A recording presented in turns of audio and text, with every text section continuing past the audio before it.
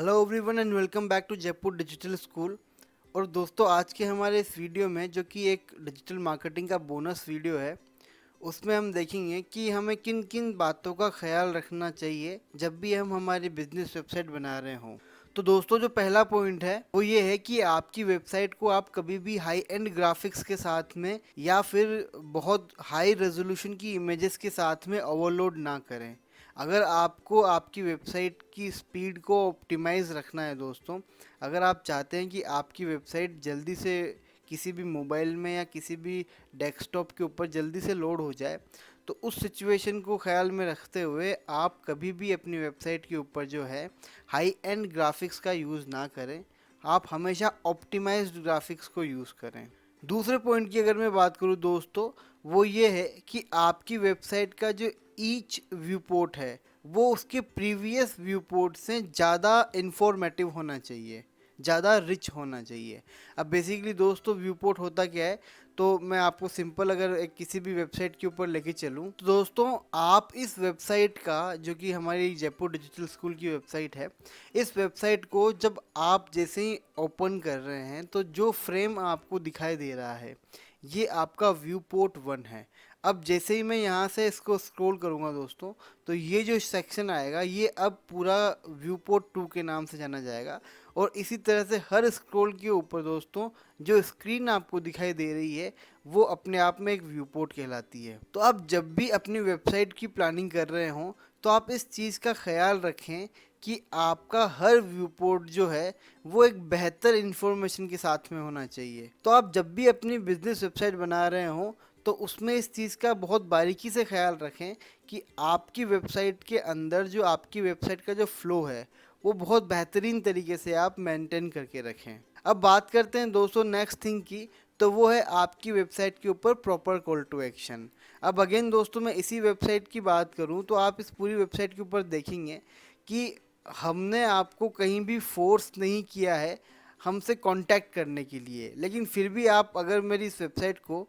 गौर से देखेंगे तो मैंने प्रॉपरली कॉल टू एक्शंस को फिक्स किया हुआ है। अगर मैं पहले व्यू पोर्ट की बात करता हूं दोस्तों, तो यहाँ पर हमने दो बटन्स दे रखे हैं। अगेन दोस्तों, मैं पूरी वेबसाइट की अगर आपसे बात करूं तो बीच में ज़बरदस्ती कहीं पे हमने कुछ भी कॉल टू एक्शन नहीं फिक्स किया है। लास्ट में फुटर से ऊपर आपको एक बार फिर कॉल टू एक्शन मिलता है, जहाँ पर भी आपको एक फॉर्म मिल रहा है। और एक कॉल टू एक्शन दोस्तों आप यहाँ ऊपर टॉप में देख पा रहे होंगे, तो ये जो है ये स्लाइड हमने ऊपर फिक्स की हुई है, सो दैट जब भी आप पूरी वेबसाइट को स्क्रॉल करें तो आपको जो है हमारी वेबसाइट के ऊपर जो है नोटिस बार है, यहाँ से हमारी मैक्सिमम इन्फॉर्मेशन जो है वो आपको मिलती रहेगी। और एक और कॉल टू एक्शन की दोस्तों मैं बात करूँ तो यहाँ पर हमने लाइव चैट का ऑप्शन लगा रखा है। आप भी अपनी वेबसाइट के ऊपर दोस्तों जब कॉल टू एक्शंस को प्लेस कर रहे हों तो इस चीज़ का आप पूरा ख्याल रखें कि आपका यूज़र जो है आपके कॉल टू एक्शंस को बार बार देख करके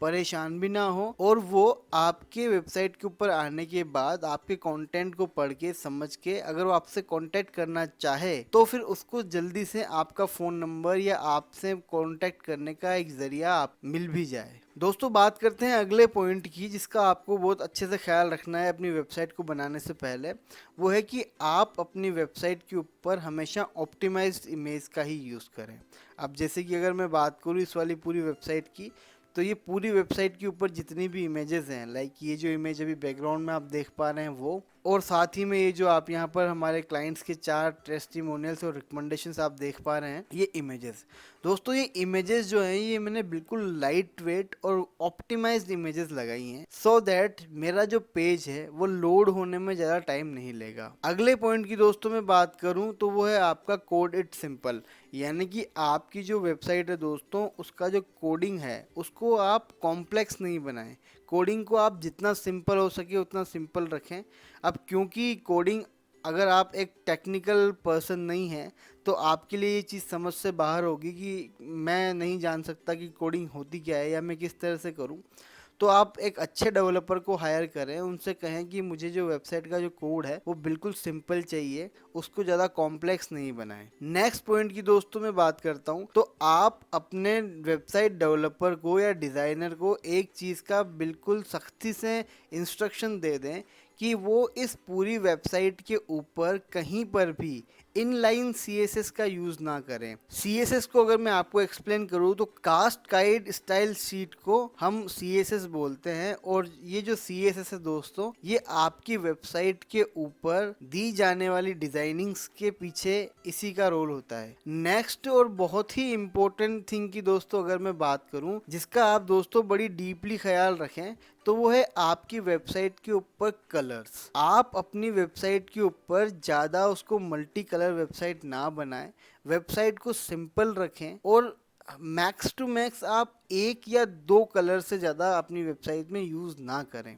क्योंकि दोस्तों जब भी आप मल्टी कलर वेबसाइट बनाते हैं तो आपकी वेबसाइट के ऊपर जो कन्वर्जन रेशो है वो थोड़ा कम हो जाता है, क्योंकि जैसे ही आप मल्टी कलर वेबसाइट के ऊपर जाते हैं आपकी वेबसाइट के ऊपर यूज़र को कॉल टू एक्शन को पहचानने में काफ़ी दिक्कत आती है। वो ये जज नहीं कर पाते कि हम किस तरह से इस वेबसाइट के ओनर से बात करें या इस सर्विस प्रोवाइडर से बात करें। नेक्स्ट पॉइंट की दोस्तों मैं बात करूं तो बहुत ही बारीकी से इस चीज़ का आप ख्याल रखें कि आपकी वेबसाइट के ऊपर आप जो कंटेंट पब्लिश करने वाले हैं वो कंटेंट बहुत हाई क्वालिटी का होना चाहिए। अब हाई क्वालिटी कंटेंट क्यों मैं आपसे बार बार इस बात को हर वीडियो में कहते आ रहा हूँ, क्योंकि दोस्तों इस चीज़ को आप इस तरह से समझने की कोशिश करें कि अगर आप किसी मार्केट के अंदर एक शॉप ओपन करके बैठे होते और आपका कस्टमर आपकी शॉप पे आता तो आप उसको उस प्रोडक्ट के सारे फीचर्स बता रहे होते कि ये प्रोडक्ट आप एज अ यूज़र क्यों परचेज करें। तो दोस्तों आपकी वेबसाइट भी इसी तरह से बिहेव करती है। अब वेबसाइट के ऊपर आपका कोई सेल्समैन तो है नहीं जो वो आने वाले यूज़र को अपना सारा डिस्क्रिप्शन बता देगा और वहाँ से उसको प्रोडक्ट चूज़ करने में हेल्प कर देगा।